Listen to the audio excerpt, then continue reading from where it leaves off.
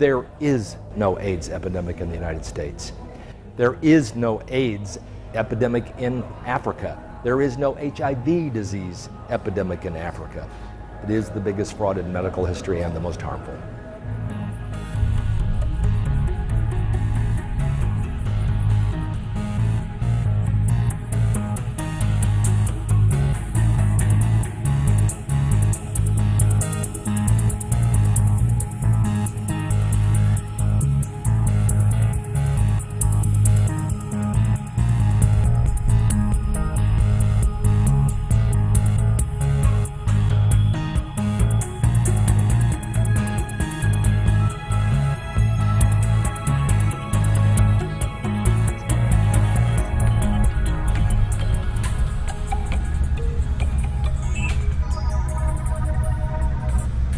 This is an AIDS dissident, someone who questions the theory put forth in the mid-1980s that HIV, a retrovirus, causes AIDS, the suppression of the immune system. Why does this person passionately believe that the current explanation for AIDS, acquired immune deficiency syndrome, is wrong? If a virus does not cause AIDS, then treating patients with highly toxic antiretroviral drugs may have been what killed thousands of AIDS patients instead of HIV. I want you to have an opportunity to tell this audience worldwide, we have more than 154 countries tuned in right now, take us through the paradigm of AIDS and HIV and why it should be challenged. The HIV concept is totally corrupt, totally bankrupt, and totally empty. AIDS and HIV are separate phenomena. HIV is testing. That's where HIV exists. You test people and you tell them they're HIV positive. T cells. T cells was the word of the day. Oh, their T cells are declining. They never actually proved that the virus attacked and killed these cells, and after 30 years, they still haven't proved that. I'm looking for the evidence. I've contacted the CDC, the NIH, Health and Human Services, who believe that HIV attacks cells and causes AIDS, but they can't produce any evidence. AIDS is anybody who's severely ill who you consider to be at risk for AIDS. The medications have the same effects that they claim the virus does. We need other people who are qualified to examine the evidence to take a close look. AIDS would be exposed as a fraud in 24 hours. A lot of time and money has gone into it. Reputations are at stake. But HIV/AIDS is probably the most serious violation of scientific ethics today. What AIDS dissidents argue is that HIV was never proven to cause AIDS, and that scientists who do believe it was proven have only agreed on the correlation between HIV-positive test results and illness. But as dissidents point out, there is a core scientific principle that correlation does not equal causation. The fears that we're projecting out to people, be afraid of this deadly sexually transmitted virus, took over through the news throughout the world. So that's what it's all based on, the fear. AIDS is an immune deficiency, and there are many reasons for such a condition besides HIV. In fact, some of the drugs that are prescribed to treat HIV cause the same symptoms that would define an AIDS patient. If you take away the fear and just look at the science, it's a whole different story. So in January of '86, they were mandatory testing all military recruits. So I had to take the HIV test. I had chickened out at the last minute and decided I was going to tell them I was gay so that they wouldn't allow me in the Navy. And they told me that, well, you're not only gay, you're also HIV positive. You have 5 years to live and you need counseling for your homosexuality. And they sent me out the door. Had I taken those meds back then, they would have killed me and I would have never gotten to be where I'm at today. I tested HIV positive in 1997, but I took the dreadful AZT. It's in a new camouflage called Combivir and Nevirapine, which is Viramune. I took the cocktail for 6 years. And I felt like my organs and everything were in pain, and I did suffer like neuropathy, and I was diagnosed with acute anemia by one HIV specialist. But today it's different. It's like all subsided because I stopped taking the drugs. The film crew for this documentary attended the 2012 International AIDS Conference in Washington, D.C., to see how the only AIDS dissident at the conference was holding up against the mainstream. Follow the money and you'll see where the numbers, the cooked books come from. You'll see where figures lie and liars figure when there's $1 to be made out of it. Science has as much politics as the political world, if not more. If you look at HIV, it's the only virus in the world where the president of France and the president of America had to sign an agreement as to who discovered the virus, because there was a scientist in France and a scientist in the States that both claimed they had discovered HIV. The co-discoverers of HIV, one of them is Robert Gallo. He was found guilty of scientific misconduct over his research in 1993. Congress reviewed it. He was kicked out of the National Cancer Institute. When Robert Gallo discovered human T-cell leukemia virus 3, now known as HIV, linking it to AIDS, he called a national press conference even before having his theory peer-reviewed or published. But it turned out that he had not discovered a new virus at all, but had appropriated a retrovirus sample sent to him from France by Dr. Luc Montagnier and simply changed the name from LAV to HTLV3 and taken credit for it. In fact, Dr. Gallo was later charged with scientific misconduct for not giving credit to Montagnier's team for the discovery. Francois Barré-Sinoussi was the professional colleague of Dr. Luc Montagnier, who at the Institut Pasteur in the early 1980s was claimed to have isolated what was later called the human immunodeficiency virus. On this side of the Atlantic, Dr. Robert Gallo was doing similar research at the National Cancer Institute. Both of them had been trying for a dozen years to show some relationship of retroviruses, which were discovered and newly identified around 1970, as having some relationship to cancer. They couldn't do it. They had wasted 12 years of work. Scientists say a retrovirus is a virus that contains RNA instead of DNA. RNA and DNA are similar in makeup but have different functions. Retroviruses use the enzyme reverse transcriptase, RT for short, to convert their RNA into DNA and then plug themselves into our cell's DNA. The retrovirus is now part of our cell. AIDS experts claim that RT is a process unique to retroviruses, in spite of the fact that it occurs naturally in the normal cells of yeasts, insects, humans, and other mammals. According to Dr. Peter Duesberg, one of the pioneers in this field, there are many retroviruses that live in our DNA and are harmless. In fact, 8% of our body's DNA is composed of retroviruses, which do not kill the cell they infect, including the CD4 T cell that HIV uses to survive. They do not kill the cell in which they replicate. That would be suicidal for this mechanism. It's a harmless passenger. There was a guy called Luc Montagnier. He was in France. A guy called Peter Duesberg and a guy in the aviator glasses called Robert Gallo.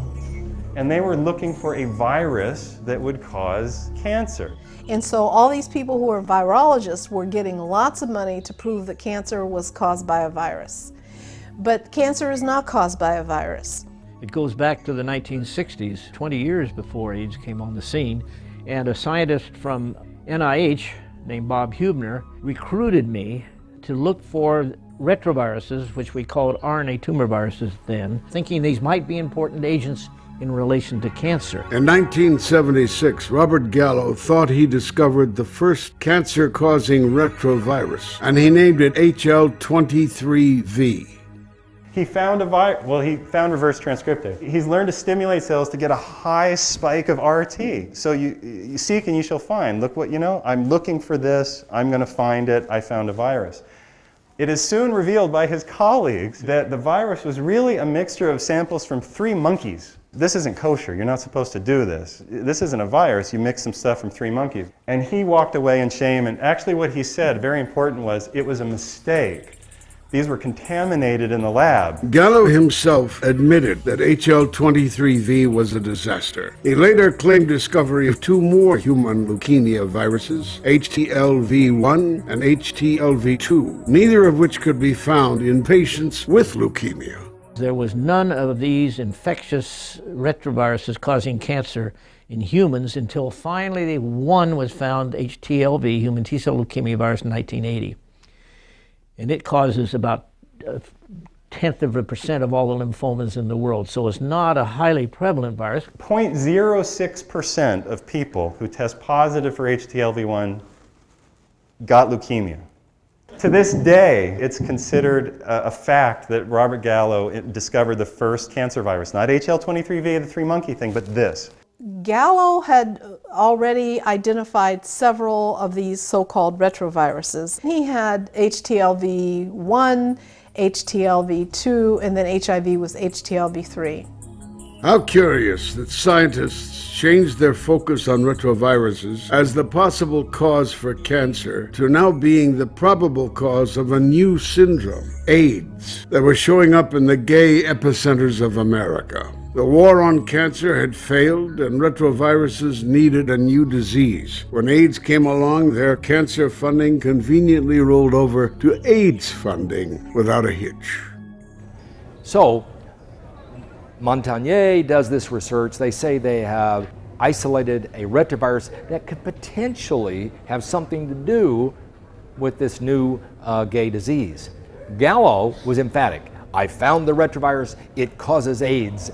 No question about it. HTLV1 causes leukemia, but modifications of the envelopes, it can give some immune deficiency. Okay? And it's transmitted by blood and sex and mother to child and targets CD4 T cells. So when a new virus came along, we thought it would be a relative of HTLV1. Well, we thought it would be a brother. It's not a brother, it's a cousin. Okay? So the idea was that. The data when we said it is a retrovirus came from a lot of virus detections, a lot of virus cultures, and a lot of antibody data on the blood test. And then we said, this is obvious. Okay? This new retrovirus is causing these things. Cancer is a disease which causes cells to grow. But HIV is a disease in which cells die off. These viruses, which one day they said cause cells to grow, and the next day they said cells were dying from the same type of virus. If you have a particular virus, the virus has to do one thing. It can't do multiple things because it's very little genetic information. So either the virus is causing cells to grow or the virus is causing cells to die. But it can't at the same time cause cells to grow and cause cells to die.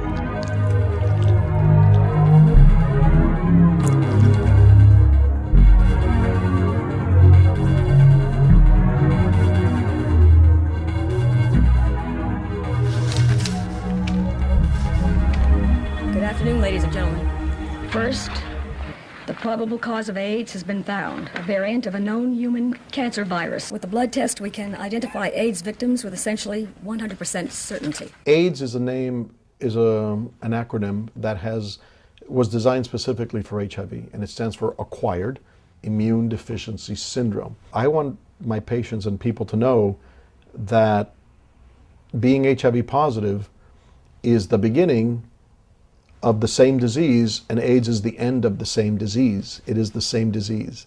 Those with AIDS are infected with HIV, but people infected with HIV do not necessarily have AIDS. I don't have any dispute that AIDS is real. I have had friends who died of AIDS, but the question is whether or not HIV is the cause of AIDS. AIDS is an incurable disease that is the end result of infection by the human immunodeficiency virus, or HIV. The health risks always correlate to the symptoms that the people have, not HIV. You have people with HIV and without HIV, supposedly.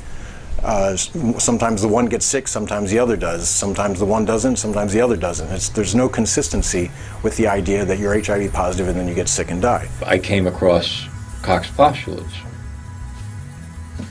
This presumably was the way that medical scientists would decide whether a germ causes a disease, although in recent times, it looked like the kind of thing where a scientist might use it if it looked good. In other words, the results were what he wanted, and would ignore it if results didn't come out the way he wanted. Traditional scientific logic calls the steps needed to prove that a microbe causes a disease Koch's postulates. According to Koch's first postulate, to see HIV as the cause of AIDS, the HIV microbe would need to be present in every patient who has the AIDS syndrome. The definition of AIDS has changed over time and differs in different countries. Using Gallo's lax standards, HIV could be isolated in less than half of patients with either Kaposi's sarcoma or opportunistic infections, the original AIDS diseases. Yet the definition of AIDS was changed to rely on the presence of HIV antibodies. In Africa, an AIDS definition was devised based on symptoms alone, since antibody tests were for the most part unavailable. These symptoms of African AIDS bore little resemblance to American AIDS. They were characteristic of many diseases prevalent in tropical countries where malnourishment and unsanitary conditions exist. Since 1993, Americans can be diagnosed with AIDS with only a low T-cell count plus a positive HIV test. But T-cell counts don't always correlate with the state of people's health. So even healthy people were diagnosed with AIDS and added to the statistical count. There's a wide variety of diseases or non-diseases in which the CD4 cells can be low. So because they never did wide-ranging population studies, we don't know what the range of those tests really measure. Dr. Nancy Turner Banks points out that T cells were never studied in a wide population range to see whether or not there are low T cell counts in healthy people. Since the machines that count T cells have not been standardized since the 1970s, the results of a T cell test are questionable in diagnosing an AIDS patient.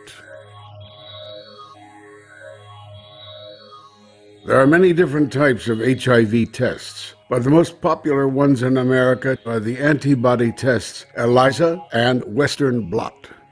If you have HIV in your blood, your body will make antibodies.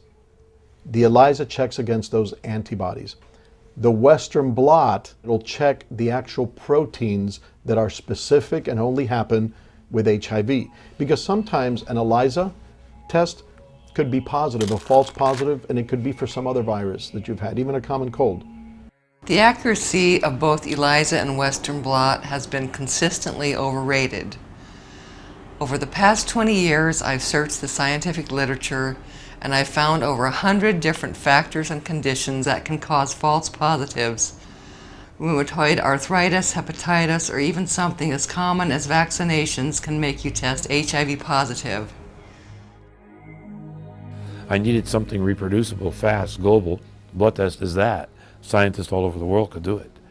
And I said, without the blood test, you don't know you have HIV until you get AIDS. So how could we follow the epidemic? Antigens are foreign invaders that cause the immune system to produce antibodies that fight them off.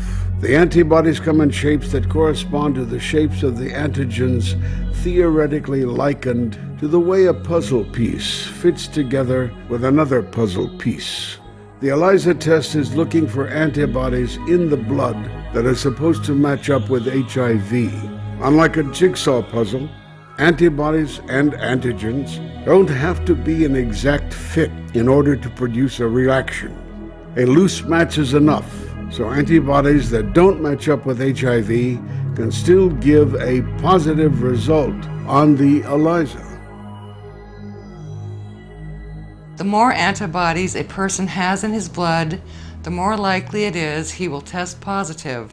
A false positive HIV ELISA, they call it, enzyme-linked immunosorbent assay. Results can be caused by alloantibodies resulting from transfusions, transplantation, or pregnancy. If you're pregnant and you take an HIV test, you can just be positive. Malignancies, cancer, alcoholic liver disease, you drink, you can be HIV positive, or, my favorite, for reasons that are unclear. So once there's a suspicion with an ELISA, then it's confirmed with a Western blot, because it checks for certain proteins that are only found in the HIV virus. The Western blot, or the confirmatory test, is supposedly more accurate, but in fact it looks for something that 20% of humans already have anyway, even if they don't have the virus.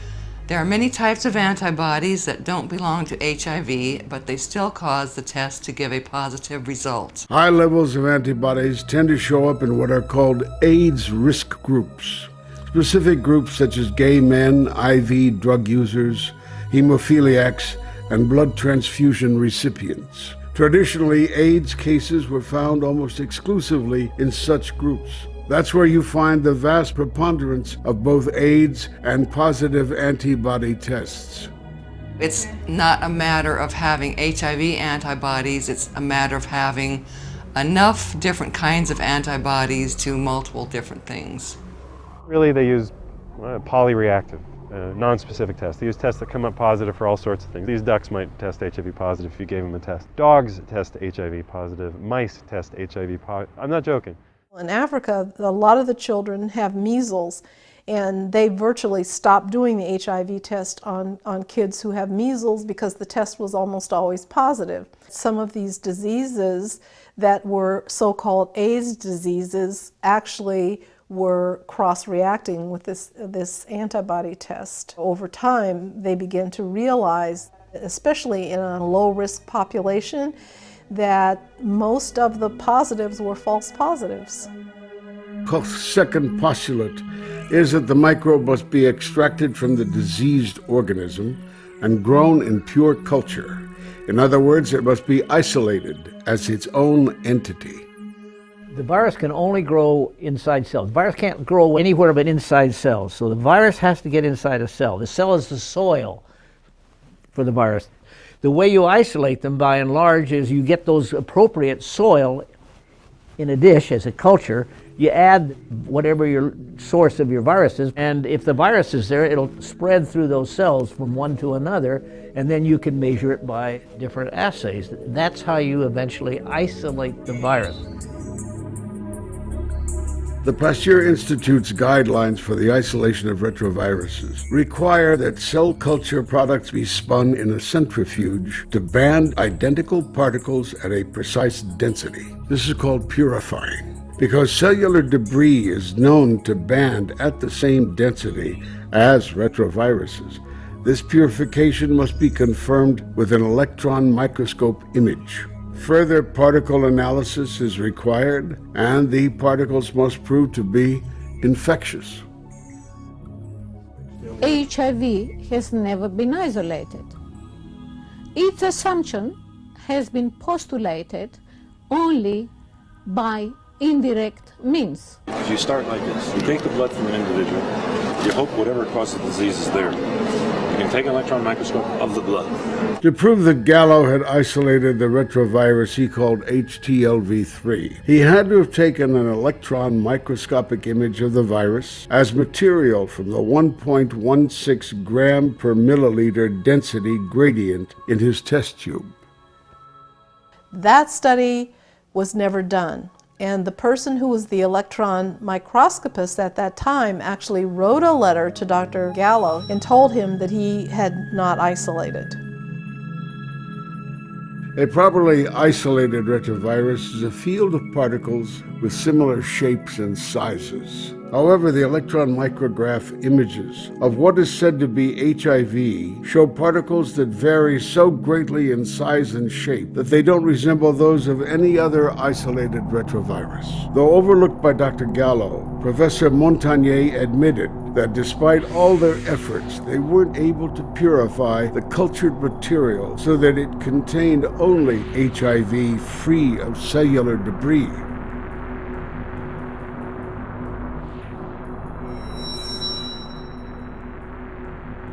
In 1997, electron micrograph pictures of HIV published in the Journal of Virology showed contamination with non-viral cell fragments referred to as MV microvesicles. The small number of retrovirus-like particles that did show up in the photos did not meet the rigid size requirements for retroviruses. They were either way too large or way too small.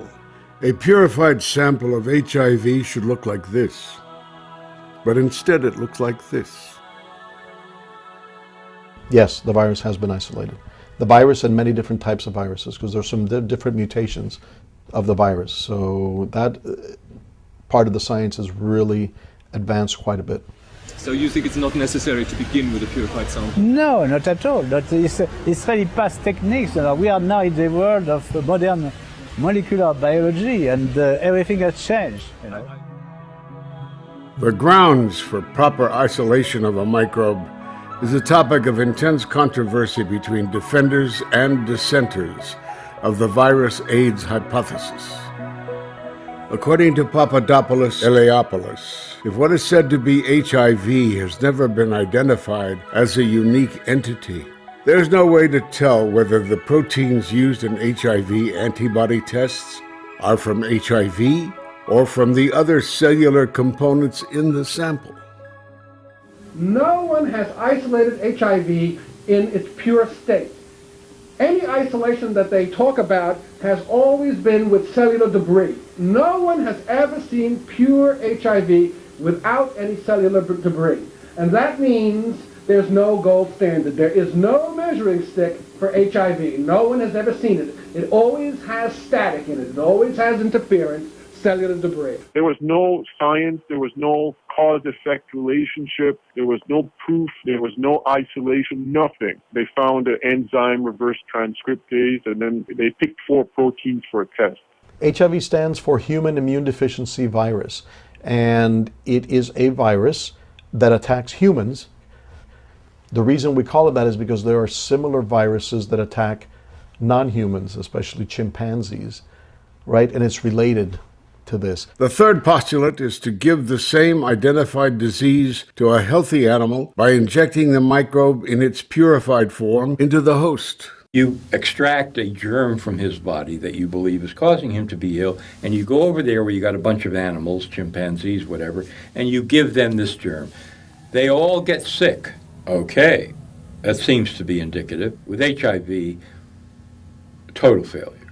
They had a bunch of chimpanzees locked up for years and years and years, and I checked in with one of the main guys who keeps track of all these chimps. Basically what he told me was, they're not getting sick. They've been injected with HIV, but they're not getting what researchers would call AIDS. HIV-2 is a variant of HIV said to exist naturally in African monkeys in the form of SIV, simian immunodeficiency virus, which does not make its natural host sick. SIV is a large family of these retroviruses that occur naturally in non-human primates. So how long do you think that these monkeys have had those? Eons. So they've been getting sick from... The African monkey doesn't get sick. It carries these viruses without getting sick. The chimp doesn't get sick. The sooty mangabe doesn't get sick. You can't even make them sick. How hard if you try? But even though they have this virus in them, but if you take the virus from them, at least from the chimp or sooty mangabe, and cross species into macaques or humans, certain strains took off, and that's what made the disease we call AIDS. And people are very, very different. Some people have a response to the virus that it is very rapid that they get sick. Some people take a longer period of time. If you're a researcher, a scientist, and you have the HIV in front of you, and you try to test if this virus produces the symptoms of AIDS and so all this crap that they say, you would still have to wait, what, 10 to 20 years? How is it possible to run a test like that? Animals that are SIV, CPZ positive may not live as long as animals that are free of the virus. There may be a reduction in CD4 cells.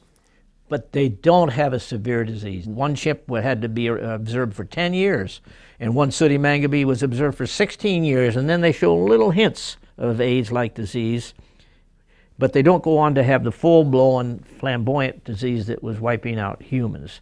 Where's the evidence of this so-called virus after 30 years? There's not one illness I've ever had, except for hemophilia, which I was born with. The only thing I have is maybe a common cold, which I fought off. I don't have anything. The fourth postulate is to recover the microbe from the newly infected host. If you look at the actual data, the statistics, the numbers of the thousands of healthcare workers that have been followed over the past several years, and the hundreds of needle stick injuries that have occurred and splash injuries to the mucosal surfaces, the chances of getting infected with HIV from a contaminated needle that you stick yourself with or a splash injury is less than a fraction of a percent. Robert Wilmer was a PhD, MD, and ND naturopath. He went around the world injecting himself with blood from HIV people.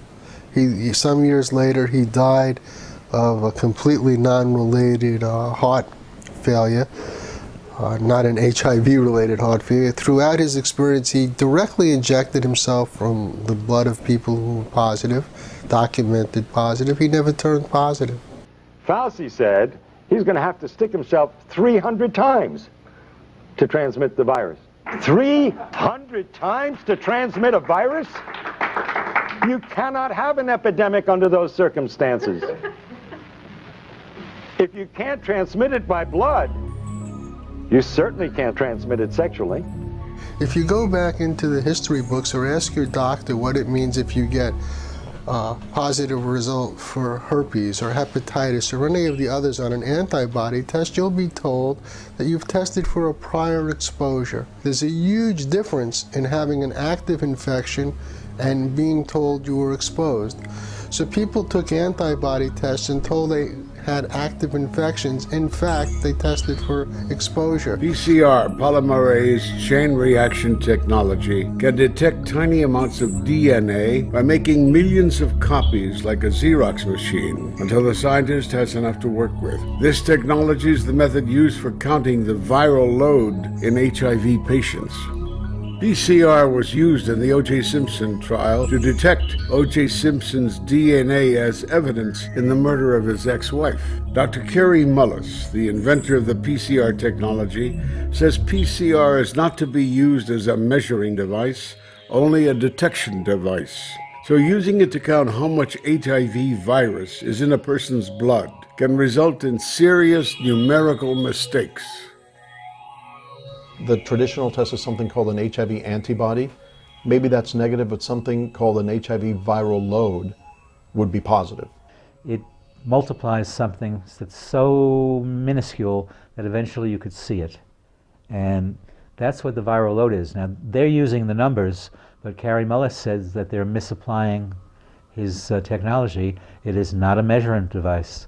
It's a detection device. Yes or no, the numbers are meaningless. But, you know, who's he? He won the Nobel Prize for the technology. He said, if you need my method to find the enemy, you're in pretty good shape. There's something wrong. A fragment of a virus that cannot be isolated, only amplified. So they're using his technique for the wrong thing. Absolutely. PCR is very sensitive. PCR can pick up tiny little bits. The PCR test can detect virus if somebody was infected in the last 7 days. Though the manufacturers of the PCR test say it should not be used to diagnose patients with HIV, doctors still use it to measure the patient's response to HIV medications to see how much the medications are lowering their viral load. And that's how we know whether the medicines are working. Because if somebody has a very large HIV PCR, you put them on medicine and within 6 months, that'll go down to undetectable. I've been non-detectable since I've been on medication. So when the drugs are doing their work, are they really suppressing HIV, or are they just suppressing normal cell activity? There is no scientific justification for any of these AIDS drugs. They're all based on invalid surrogate markers, viral loads, and T cells. Over the past 10, 11 years, I've been undetectable with a good T cell count. So I feel that the combo therapy works, and sometimes it works for a while and then you try something else. But it's amazing how many options and alternatives we have today. I have 4 children. My oldest was a senior in high school. I didn't tell any of them about my status. I had meningitis, and all they knew was that I was recovering from meningitis. So that was my mask. to keep me from telling them. And because I came so close to dying, I wanted them to know that I was going to be okay. And this was after I was on the medication, and that was why I waited. I was 10 when I found out, and my brother was probably like 12. This is what an AIDS patient looked like in 1981, but not anymore. Today, someone with AIDS is an unlucky victim of a positive antibody test. Long before AIDS appeared, ordinary people occasionally got diseases like meningitis or toxoplasmosis.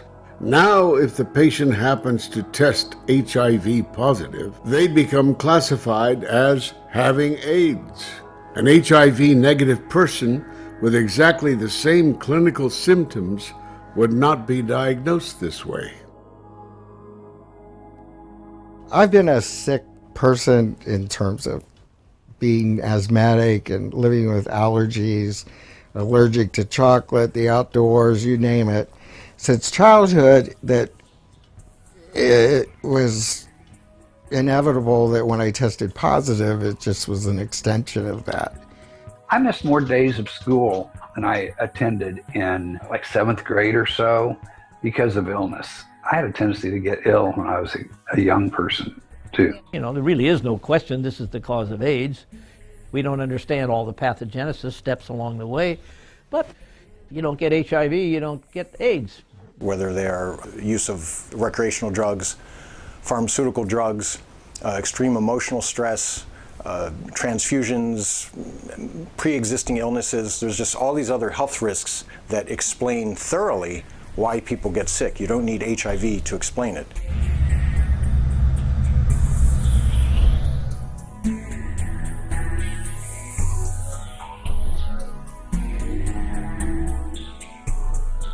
I've studied this. I think it was the original explanation, which was multifactorial causation. 3 parts to that. Number 1, gay men in the late 1970s, a dozen years into the sexual revolution, were spreading around old pathogens historically unprecedented.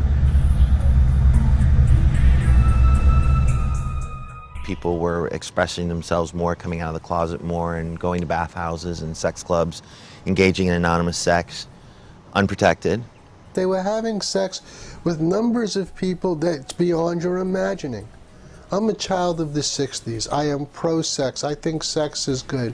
But when someone says I had 2,000 different sexual partners in a year, that's shocking. I got exposed to cytomegalovirus, Epstein-Barr virus, probably syphilis and gonorrhea.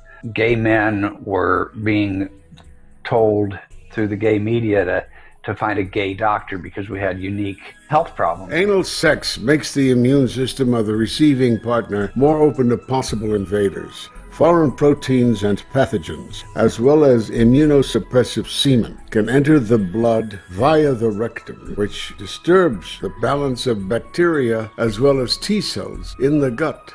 During the 1970s sexual revolution, gay men engaged in practices such as anal douching and shower shots in order to prepare themselves for anal sex.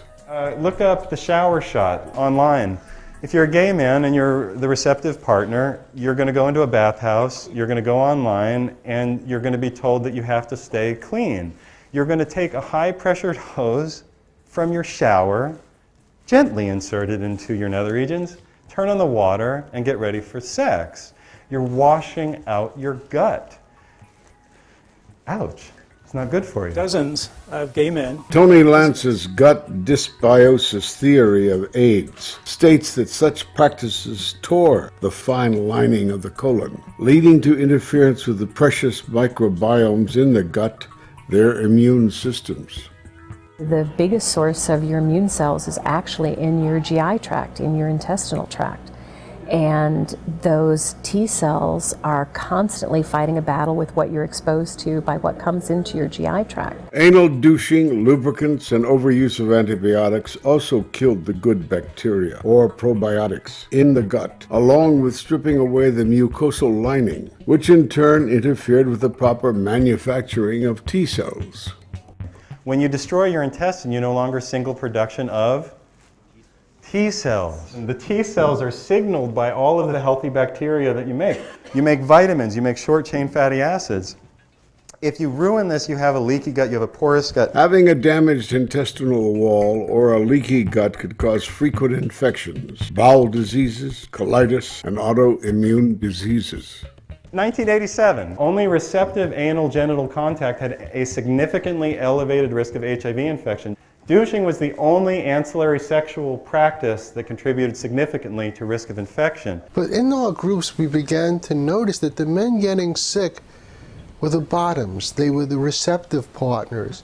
And the people that they were having sex with, who were the insertive partners, weren't getting ill. It has to do with behaviors. There are an awful lot of gay men who are not anal receptive, who are not at higher risk than many heterosexuals, simply because that's not a risk for them. Another terrible thing that interfered with the microbiome was the practices called fisting, or putting toys into the lower intestinal tract. That also could tear the fine lining of this mucosal membrane. That could then allow fecal matter to get back into the bloodstream and cause blood poisoning. Originally, one of the possible explanations for why gay men were getting sick was that it was sexually transmitted. There was a rationale behind that. It was because it was correlated to these men in the gay bathhouses, and they were having all this sex, so it was natural to think, well, maybe sex has something to do with it. But there became this bias around 1983 and 1984 to just believe it's all sexual transmission, and all of the other health risks, I think for political and emotional reasons, were pushed aside and then no longer discussed. In a historically unprecedented manner, we were using all kinds of toxins, from recreational drugs, alcohol, cocaine, amphetamines, poppers, nitrites, all of which were immune suppressive, to fuel a party lifestyle. In this extreme party environment where people are going many, many hours, many days of the week, many weeks out of the month, not sleeping, not eating, just partying themselves to death. I had friends that did more drugs than you could even imagine. And, they're dead now, but... Did you do any of those drugs? I tried poppers once. I didn't like it. It gave me a headache. I did poppers in the 70s, yeah, and 80s, and even in the 90s I did, yeah. In 1987, Peter Duesberg published a paper in the journal Cancer Research, doubting that HIV had any impact on the failure of people's immune systems. He theorized that recreational drugs were the true cause of AIDS. So I learned more then about Dr. Duesberg's work, that the primary cause of AIDS is drug usage. It's this inundation of chemicals that the body was never intended to have, that now it's flooded with, that have evoked immune responses, because that's what the immune system does. One of the main things it does is it responds to foreign invaders, which is anything that's not supposed to be there. Poppers became the nickname for the class of alkyl nitrate inhalants, once prescribed as amyl nitrates to people with angina. They loosened patients' blood vessels and relieved heart pains. When these patients used poppers as medication, they didn't use the drug that often. Once the sexual revolution took its course in America and Great Britain, gay men began to use the drug with increasing frequency. Many of them used poppers to relax the anus and facilitate anal intercourse. Poppers were ubiquitously used in bathhouses and gay nightclubs in the 1970s and early 80s, to the point where the smell of the inhalants permeated the air. Gay men started getting sick with infections like pneumocystis pneumonia and blood affections such as Kaposi sarcoma in the early 80s after about 10 years of abusing the drugs. But they're taking a popper so they can have more sex, but it does it by artificially affecting the blood vessels. So what a surprise. The first item that brought people to discover AIDS was Kaposi sarcoma, a cancer of the blood vessels.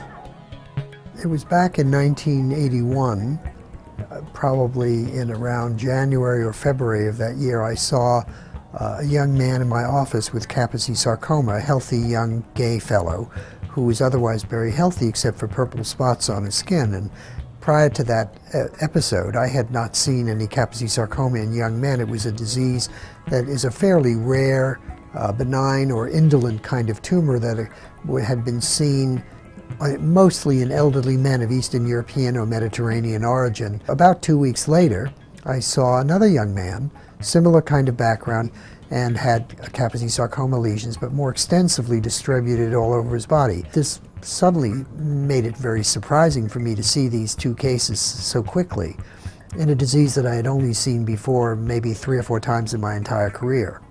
Over the next 2 months, I accumulated 20 cases of Kaposi sarcoma in gay men in New York City. Meanwhile, in Los Angeles, Dr. Michael Gottlieb had also discovered unusual cases of illness in gay men. The first patients that we came across with AIDS had pneumocystis pneumonia, which is a pneumonia that's only found in people whose immune systems are very suppressed. And what we did was we reported the first 5 cases of AIDS from anywhere in the world.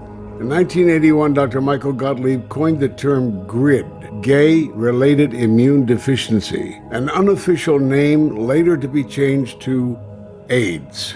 In the early 80s, some of the medical practices that were in primarily gay areas and had a lot of gay clients started to see some things happening over and over in many different practices with many different patients. They were seeing Kaposi sarcoma, they were seeing pneumocystis pneumonia, which you'd never see. Everybody I knew in the beginning who had the KS and had the PCP, they all had a little bottle of poppers in their pocket. A lot of them had them on their night tables or in the hospital. They would do poppers.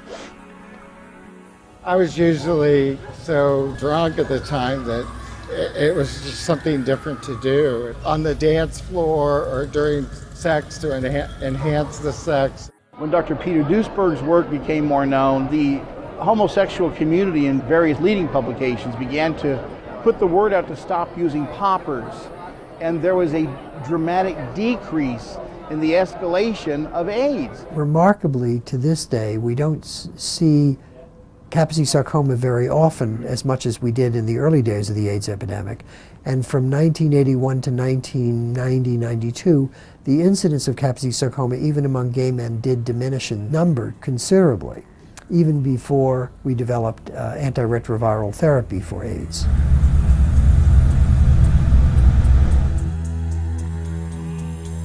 I do think, basically toxicology is at the heart of AIDS. But on the other hand, you simply cannot tell someone from his earliest sexual awakenings that he ought to die for a form of love without this affecting his health. A lot of gays became very self-destructive in a society where you were rejected and told basically you were a mistake that never should have been born. Why were we stressed? The religious right was raising its ugly head, calling us evil, sinful. We were horrible people. Many of us were not out to our families. We were stressed. As a suicide attempt survivor, there was a lot of hopelessness going on during the years when I was coming out as a gay man and living in a homophobic world and living with this virus. My last attempt happened after I was positive, and the other ones were in my youth and while I was in college. In the last 4 or 5 years since my diagnosis, I can attribute things that I had as a health challenge as clearly a result of stress. I changed jobs. Shortly after I changed jobs, I came down with Bell's palsy. I certainly deal with it outside HIV and AIDS diagnosis. So, old pathogens, toxins, and stress, all 3 of those things together, that's what caused immune deficiency. A subset of gay males had their immune systems collapsed. They were open to all kinds of diseases. Linda Steiner was a middle-aged white lady who was in a relationship with a black man for 6 years, having unprotected sex with him on a regular basis. She was not in a risk group for testing positive, but took an HIV test after breaking up with this man. She believes it was the stress from her breakup out of the 6-year relationship, while having to keep afloat the restaurant business she started with him, that caused Linda to become ill. Her positive result was mysterious to her because her ex-boyfriend actually tested negative. I had a lot of stress in my life at the time. I think my immune system was definitely compromised at that time, and that's probably also what led to the PCP. The illness most associated with AIDS, pneumocystis carinii pneumonia, or PCP, was identified several decades before AIDS came into existence, and to this day is found among HIV-negative cancer patients receiving chemotherapy, HIV-negative organ transplant patients, and HIV-negative people suffering from protein malnutrition. Both times I got really sick, I think I could make a case for having had malnutrition, not eating enough protein and probably just not enough calories in general. And I did, after prolonged periods of time, develop thrush. They noticed that everybody who had these infections had low T cells. So they figured that it was something they acquired. That's how the name came in, acquired immune deficiency syndrome. They just hadn't identified what was causing it. They assumed it was a virus. Those with AIDS are infected with HIV, but people infected with HIV do not necessarily have AIDS. A person has AIDS when their T cell count falls below a measurement scale of 200, as opposed to the 500 to 1500 in a healthy person. The T cell count is very important, especially in the HIV patients. We look at helper and suppressor cells. These are all the important components of how your body fights off things. T cells are not always good indicators of health. They are cells involved in the regulation of the immune system. T cells can go up and down, roller coaster throughout the day, every day. The T cells are known to vary in number throughout the day, depending on the amounts of hormones in a person's body. And CD4 counts decline with age. That's another thing that you'll hear. Mature T helper cells express the surface protein CD4 and are therefore referred to as CD4 T cells. HIV supposedly lowers the immune system by infecting and killing off CD4 T cells. Clinical laboratories testing AIDS patients count the T cells from the circulating or peripheral blood, but the majority of T cells exist in the enclosed sections of the body, like the bone marrow, and standard clinical tests do not look at these. In a clinical lab, they want to know how many total T cells or CD4 cells are circulating in the blood. So there's a difference in the way these results are reported clinically and the way they are looked at in a research lab. The immune system is made up of circulating, we call them peripheral blood lymphocytes, but also lymph nodes where T cells and B cells are kind of contained in an organ-like area. The spleen is a lymphoid organ. Only 2% of the lymphocytes are in your bloodstream at any one time because the lymphocytes do their work in your intestine, in your bone marrow, in your spleen. This is where most of your immune function takes place. And so that means 98% of your CD4 cells are never in your bloodstream. I changed medicines because my T cells would go up and down here and there. At one period, for about a year or so, my T cells got down to just 2. But during that period, I never stopped working 12, 14 hours a day.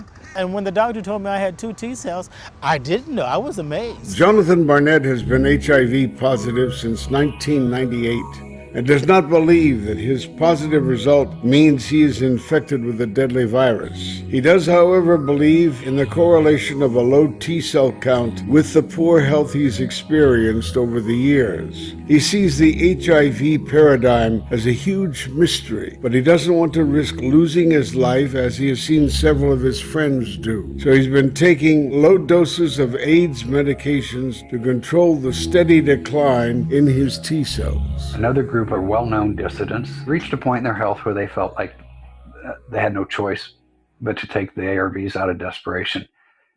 These people are still alive. Does that mean I believe HIV is a virus that causes this? No, it doesn't. So as a community, we were already dealing with health issues that the heterosexual community was not being targeted for. And it wasn't until a study came out in around 1989 that indicated that there was value in a person knowing their status and then starting prophylactically on HIV medication so that they didn't have to wait to develop symptoms, and that doing that, it seemed that you could prevent yourself from getting sick. And I thought, well, that makes sense, so I'm going to go ahead and get tested. Approximately 80 to 90% of the new AIDS cases in the United States are not from illness, but from CD4 T cell counts. It is such madness to start feeding these toxic chemotherapies to people who have no presenting illness, which is what we've been doing for the last 15 years. We killed them with the drugs, not with some mysterious pathogen. My feeling is if everybody was told that there are top scientists who question whether HIV causes AIDS, that they are told that these drugs they're taking could cause fatal side effects, that very few people would take the drugs. The prescription drug AZT is a metabolic poison that, when given to a healthy person, would cause the same symptoms as found in a clinically defined AIDS patient. Some well-known people who have died within a year after starting AZT include Kimberly Bergalis, Freddie Mercury, Arthur Ashe, Rudolf Nureyev. Did these people die from HIV infection or from AZT poisoning? Others, like Magic Johnson, have avoided AZT and have lived far beyond expectations. One morning, I woke up, I picked up the bottle, went into my bathroom, and dumped the whole thing. And I probably saved my life. They attack the cells who are reproducing the fastest. So when you take the drug, you're better because maybe you have tuberculosis or toxoplasmosis. The drug also kills all cells who reproduce fast, so also the bone marrow cells. The bone marrow generates the immune system. So it's circular because they kill the infections, but they make you more prone to contracting new infections. I don't believe I would be here if I kept taking that drug, because it was totally destroying bone marrow. AZT was a holocaust. It was not an experiment where a few people suffered. It's going to go down in history as one of the biggest genocides caused by false scientific theory. I've had doctors tell me that had I taken AZT back in 88, 89 when it was originally prescribed to me, that I'd be dead today. And I know that's a fact. Jessica and John Strangers are both HIV positive. Jessica tested positive once as a teenager and again after becoming pregnant with baby Dominic.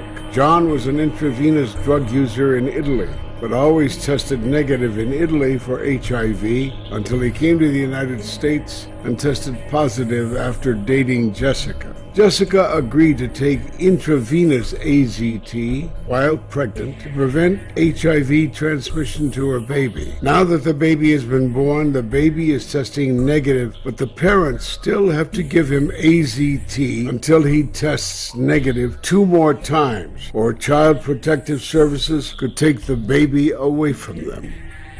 I was left with a choice right there. I remember what happened to the Nagels and everything, the baby Rico. And just for my own satisfaction, I told the infectious disease doctor, if we decide against the AZT, are you going to send the SWAT team to my house with a social worker to take my kid at gunpoint? You know what the guy told me? Well, I won't, but I can't guarantee that someone else won't. He was already online with a social worker getting stuff prepared in case we declined the treatment. We both decided to, just do it. It was more of a legal decision than a medical decision.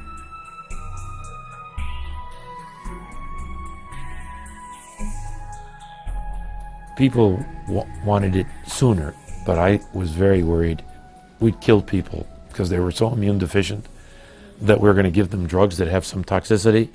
They have all kinds of problems, sometimes cancer, always lots of infectious disease. AZT itself was a good beginning and really helped, and I think it was the clamor to get something to control this. People were dying so quickly. Now the difference, of course, in 1982, 83, 84, 85 to now is now we have therapy. They will tell you that yes, we got off to a slow start, but by 1987 we had the first treatment, AZT. What they don't tell you is that treatment ended up killing tens of thousands of people, mostly people who weren't even ill, but who had simply tested positive for HIV. People were just dropping like flies, and something told me to stop the AZT, and that was the only thing that was available at the time. It just seemed toxic, and we took it around the clock. We know early on people were getting heavy doses of AZT that probably were heavier than they needed, but it was an attempt to get it done, and let's get something. So they killed tens of thousands of people, and then they reduced the severity of the drugs. They reduced the doses. The definition of AIDS brought more people in so that we knew where they were. ARVs came in 95 and less people died. And as a result, more people are living with HIV without a diagnosis of AIDS. The years of 1987 to 1995, when AZT was given to every single person who tested HIV positive, are the exact years of the highest deaths that are blamed on HIV and called AIDS. Once they lowered the dose to either non-toxic, non-immediately toxic dosages of AZT or removed AZT from the treatments, the rate of death came down to current levels, which is actually today very low. In 1995, when antiretroviral therapy came into effect and more people were being treated, we saw a very large decrease, thank goodness, in the death rate. They gave her 3 bags of AZT during labor, and as soon as they started the injection, boom, she needed 3 blood transfusions. My son, the same thing. They started the AZT by IV. All of a sudden, he goes into critical condition and he needs a blood transfusion because that stuff is destroying his bone marrow and he's going very, very highly anemic. Who would in their right mind give AZT to a baby? This is how sick these people are. It's almost as if they've been protected by law and allowed to murder babies. Since he's been back from the hospital, he's been screaming all night, and he was bloated up like this. One night, I'm not giving him that AZT, and he's doing fine. But still, the recommended medication is AZT for newborns or women in labor. It doesn't make any sense.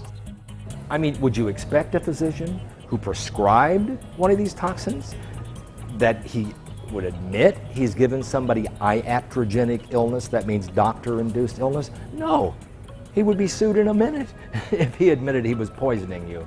So they just keep their head in the sands. And now doctors want to feed this chemotherapy to people who are HIV negative.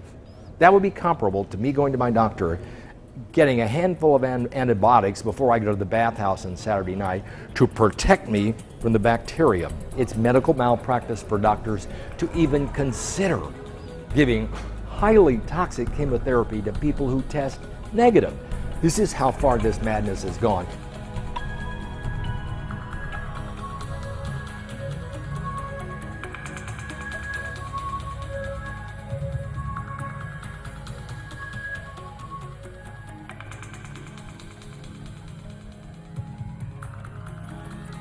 If you have a drug and it's really toxic, and you say that it's going to help people, but the drug makes you vomit and have constant diarrhea, and you give it to people who have constant diarrhea because they don't have any clean water, how are you helping them?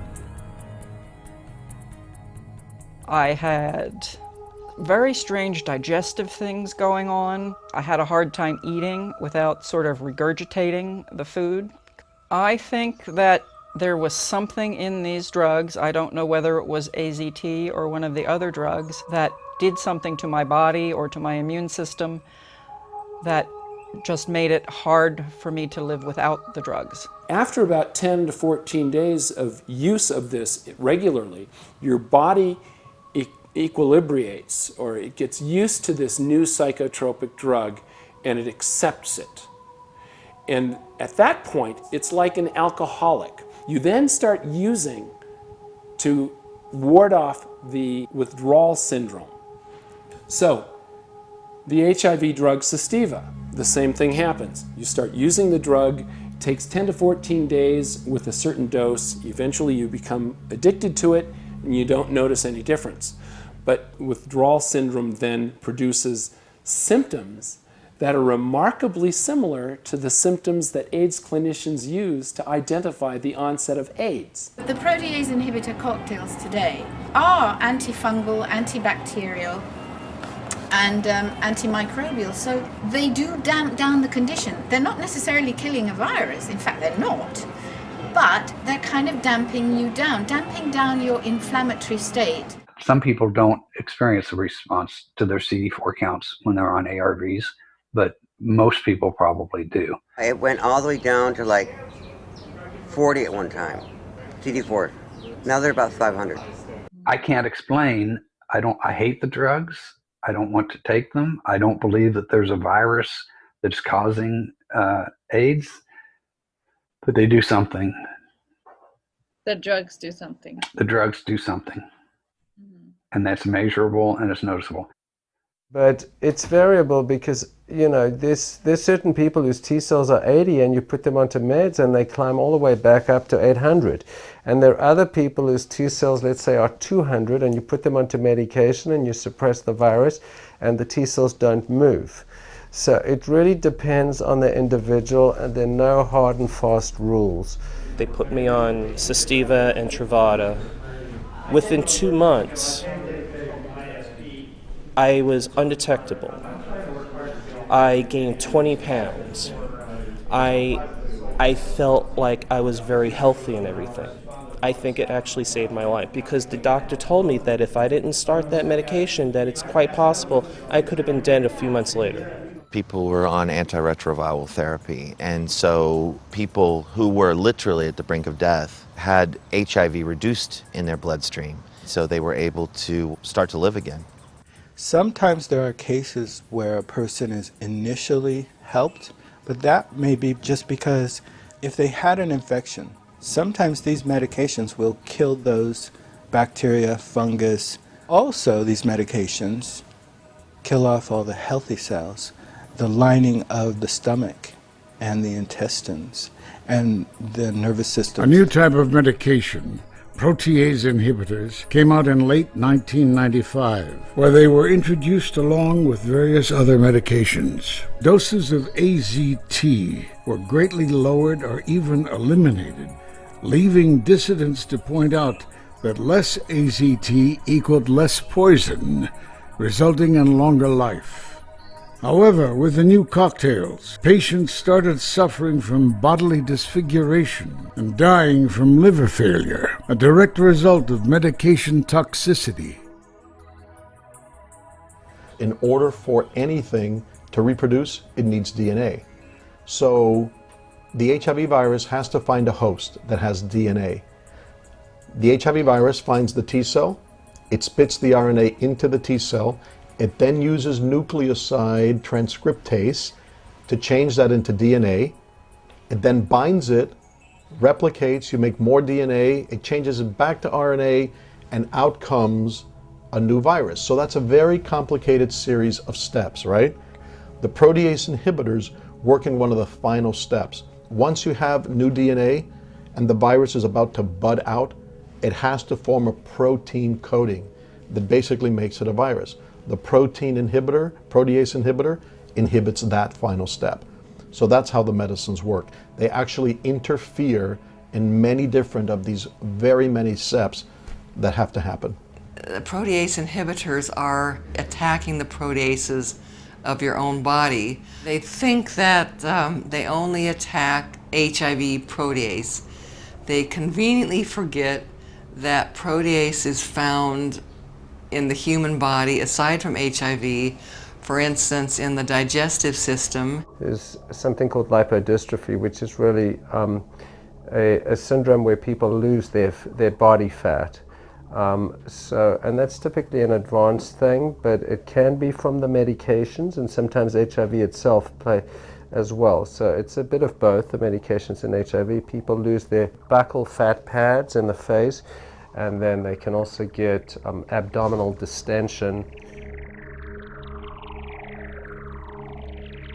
Once you know you have HIV or AIDS, then the doctor will recommend the client or the patient to take the medications. But if the client doesn't want to take the medication, most likely his lifespan is not going to be very long. One of the common side effects of AIDS drugs is liver failure. The main cause of AIDS deaths is liver failure. Is this merely a coincidence? The medication, it's all toxic to your liver and your kidneys. So people don't die from having HIV, they die from the side effects of the medication.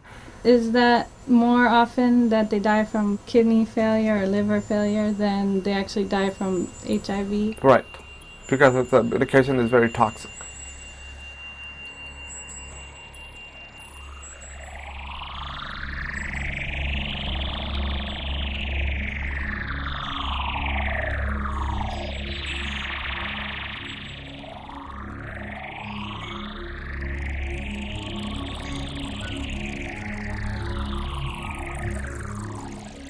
Scientists at the National Centers for Disease Control in Atlanta today released the results of a study which shows that the lifestyle of some male homosexuals has triggered an epidemic of a rare form of cancer.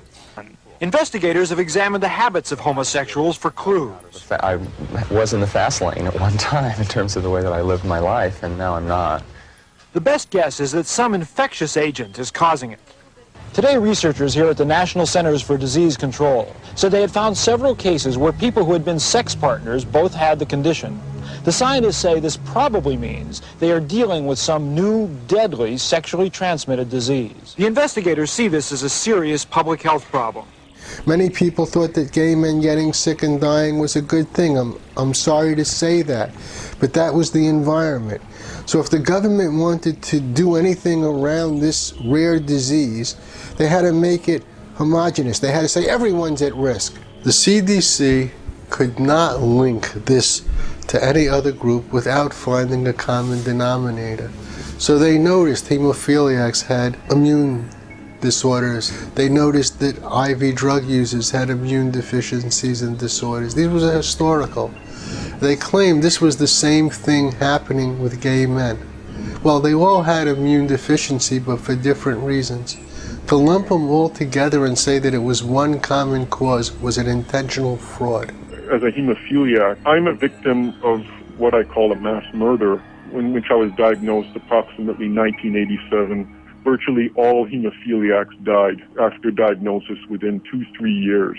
So they had a higher antibody reactivity than the normal person. So they were not infected with anything. There's no retrovirus that causes AIDS. At that time, it was more like a witch hunt. They imposed a test. Virtually every hemophiliac that took the test came back positive. And then they started pushing the AZT and other toxic drugs immediately.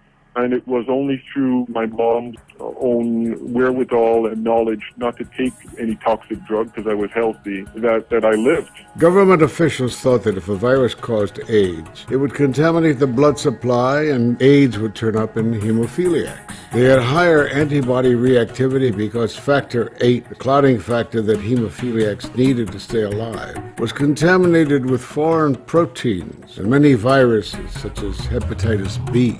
Regardless of HIV status, hemophiliacs developed opportunistic infections and pneumonias, but didn't develop the same conditions seen in gay men, such as Kaposi's sarcoma, wasting disease, lymphomas, and dementia. Factor VIII was finally purified in 1987, giving hope to hemophiliacs for greater health. But doctors began to put HIV-positive hemophiliacs on the new wonder drug AZT, with toxic and even lethal results. Remarkably, people who acquire HIV by intravenous drug use or by blood transfusions never develop Kaposi sarcoma. It was exclusively seen as a side effect or a symptom of AIDS-related disease in gay men. Which has always been suggesting that there must have been some other factor that might be playing a role. Never been on drugs, or HIV drugs, pharmaceuticals, and I've remained healthy.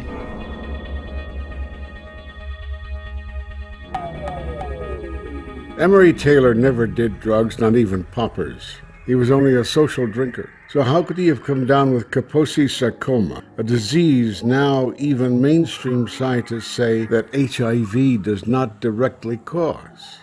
I went to the clinic and told them that I was HIV positive and needed treatment, and they tested my blood. And they called me back 2 weeks later, and they told me that they could not determine that I was HIV positive, but they did know I had hepatitis B. We found a naturopathic in Clifton. He says, oh, wait a minute. Are you alcoholic? And Emory's like, well, no, I'm not. So he's like, well, your liver enzymes are extremely high. You really almost have no liver function whatsoever. I can give you something to help you out, but you really need to get to a specialist, that's going to help you. And that was the only thing with Emory and I, is that he just did not want to do any medication. He just thought, okay, this will cure itself.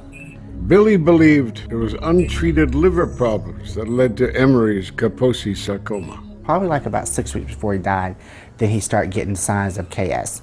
And he died based on his hepatitis not being treated. Even though Emery was a gay man with Kaposi sarcoma who ended up dying, his death does not prove that HIV causes AIDS. It is still up for debate on what caused this rare disease to pop up in gay men. But mainstream doctors today believe that the human herpes virus number 8 is the cause of Kaposi sarcoma, even in men never diagnosed with HIV. In the 90s, we discovered that HHV8, human herpes virus number 8, or Kaposi sarcoma-associated virus, was the probable cause of Kaposi sarcoma. And for some reason, that virus must have been transmitted by homosexual activity and not by intravenous drug use or by blood transfusion or blood products. Kaposi sarcoma was originally one of the hallmark diseases of AIDS, but later AIDS researchers insisted that Kaposi sarcoma was not caused by HIV. If HIV causes AIDS, then how is it possible that the original hallmark of AIDS is not caused by HIV? Much of this documentary was shot at the 2012 International AIDS Conference in Washington, D.C. This was the first time in 22 years that it was held in the United States. A ban on allowing HIV-positive people into the country had finally been lifted because the Centers for Disease Control had taken HIV off the list of communicable diseases of public health significance. Nicole Zwirin, the director of this documentary, became aware of this through seeing an interview with investigative journalist Celia Farber on Gary Null's program on the Progressive Radio Network. Here we have it. They are essentially saying, what is that saying? Let's just be as absolutely fair as we can to the U.S. It's not infectious.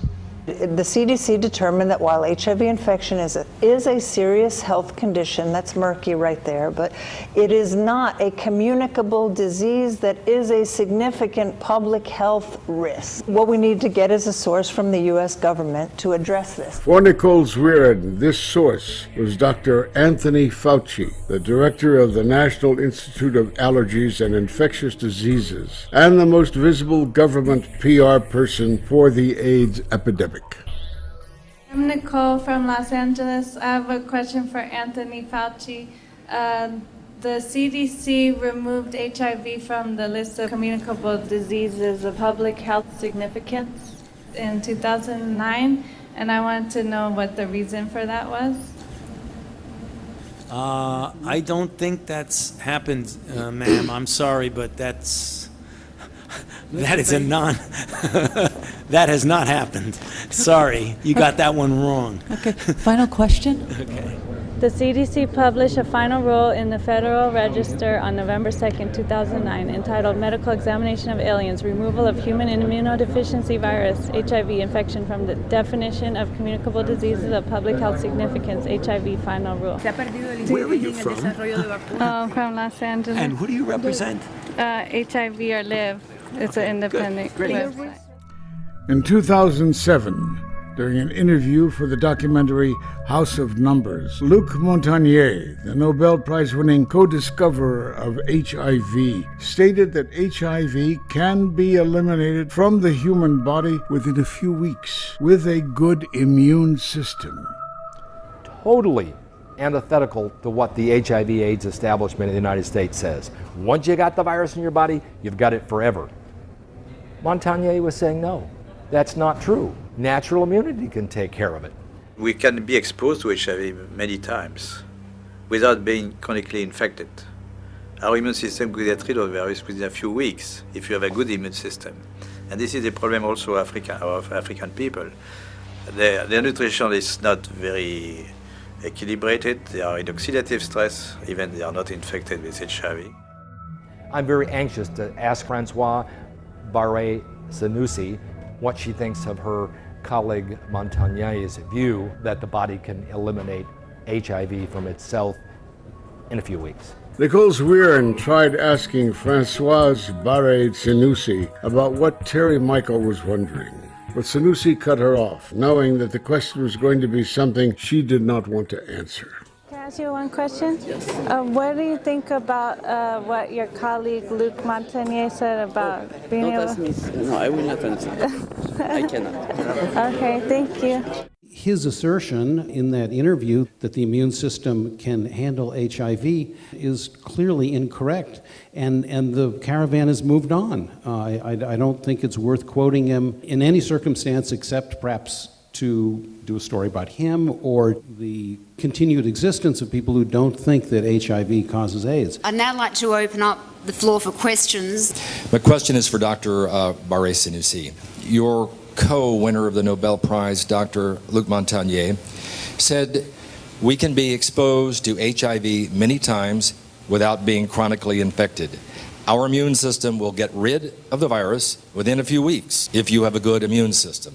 Why do you agree or disagree with him? Difficult for me to comment on my colleagues, as you can imagine. However, personally, I think the innate immunity is certainly something to consider. When you are exposed to HIV, it depends to the amount of the virus that you are exposed. It's not only depending only of whether you have a good immune response or not. It's also depending also of your genetic background. So there are a series of factors.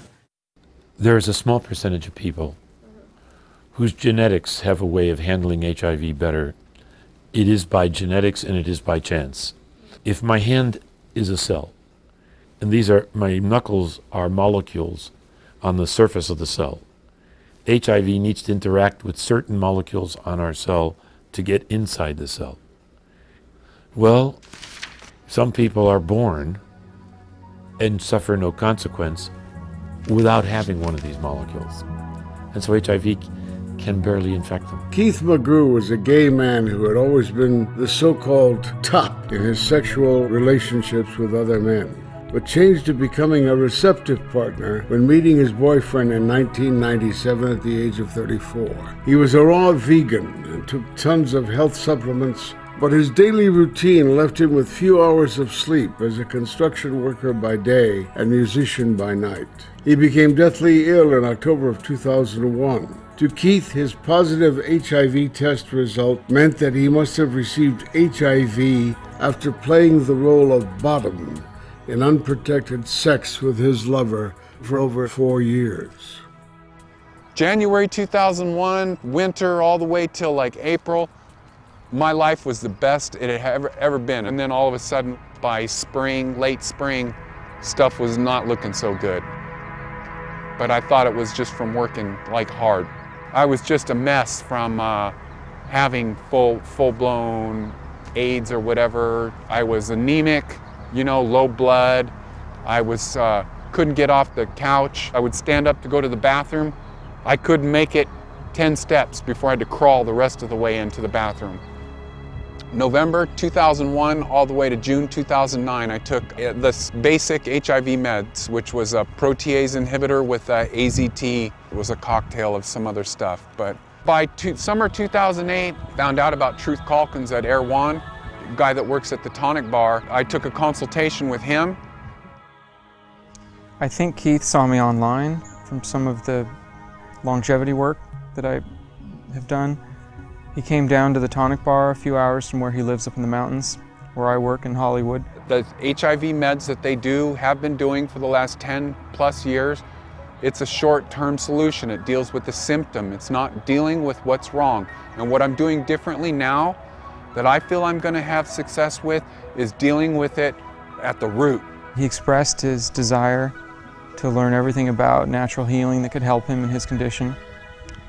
I introduced him to the body ecology diet philosophy.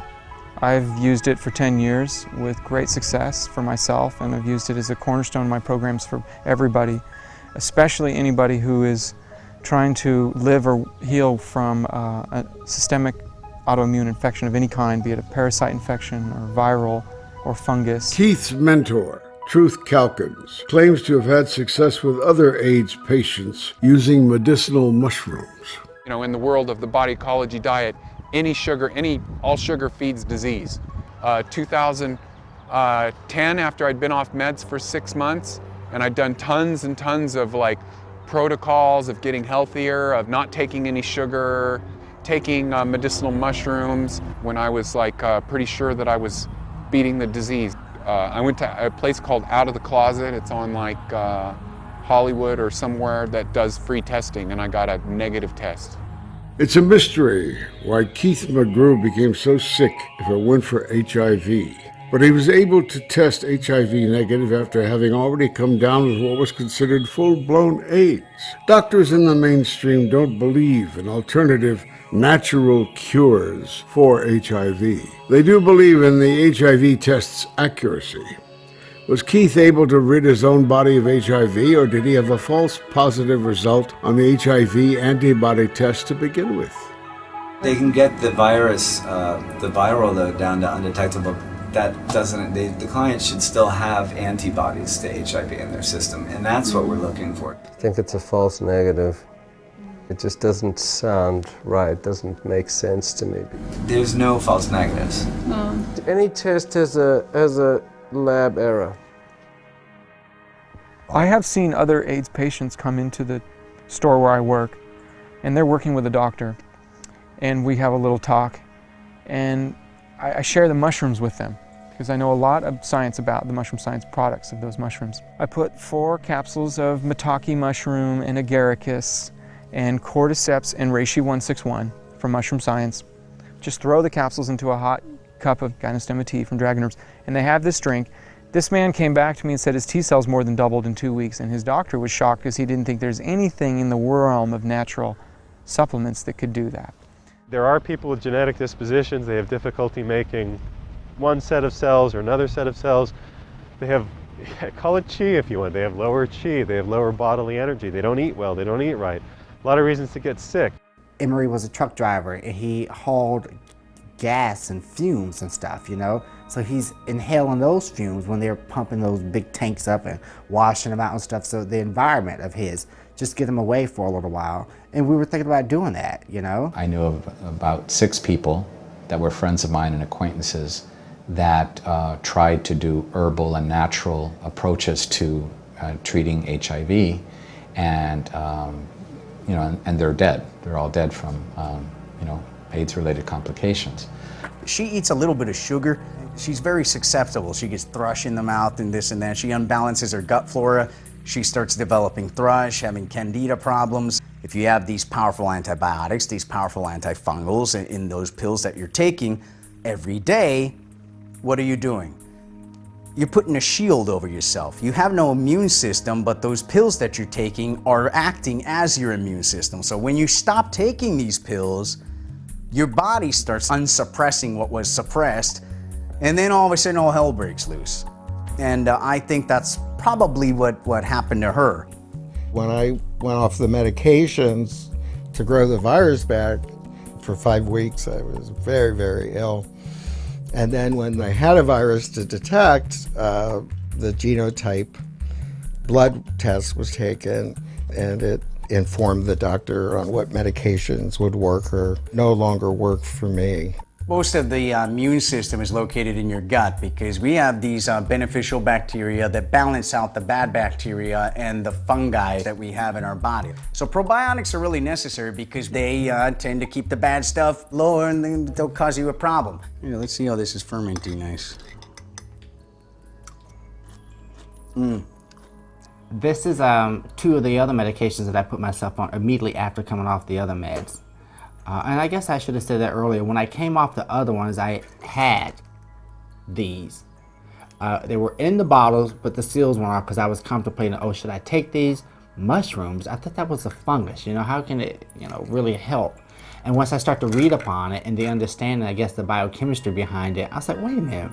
That's clearly true. I have made several attempts over the last few years to get off the drugs, and strange things have happened to me each time, which made me a little scared to give them up completely. I spent a good deal of time when I was on the triplet taking 1 pill every other day, and that did not seem to adversely affect my counts at all. So I'm actually considering to go to 1 every other day and see how that goes. The epiphany for me was at a Rite Aid store in front of the Q-tips, and I was standing there thinking, do I want to buy a box of 50 or do I want to buy a box of 500? And I'm thinking, I'm not going to live to use all the Q-tips if I buy 500. And then it dawned on me, what am I thinking? Buy the 500, and then, so ever since I've been buying in bulk because I know I'm going to use them. I am definitely spiritual. I do have a higher being, and I do believe that he sent Emery to me for the purpose of, to come off those medications, because I prayed about coming off of them. I prayed about being cured, and I didn't want to be on those meds for a while, and he just happened to send Emery to me. I think that we all meet each other for a reason, and I clearly believe, as much as I loved Emery, the ultimate goal of our meeting was for me to come off those medications.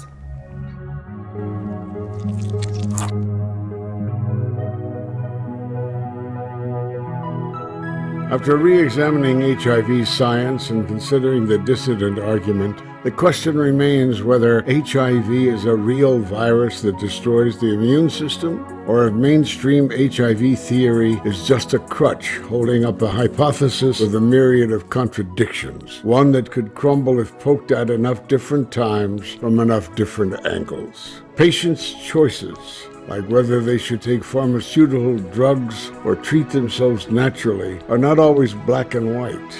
They should be given all the necessary information to decide for themselves what they need to do if they have immune deficiencies that are classified as AIDS. The mainstream won't want you to know that there's another way to look at the history and how AIDS came to be blamed on a retrovirus. The mainstream say it's too dangerous to deprive anybody of life-saving medications, but they ignore the numbers of people who died from their toxicity. With all the changes in the definition of AIDS over the years, more and more people have been classified as having AIDS with less and less justification for doing so. Regardless of what the establishment insists, it is difficult to know who was really sick or who has simply been misdiagnosed. Mainstream scientists admit that there's still a lot about HIV science that is yet to be explained, but they won't seriously consider any evidence against the HIV hypothesis. The science is available for everyone to examine and make up their own mind. The uncensored history of AIDS is out there for us if we just look hard enough.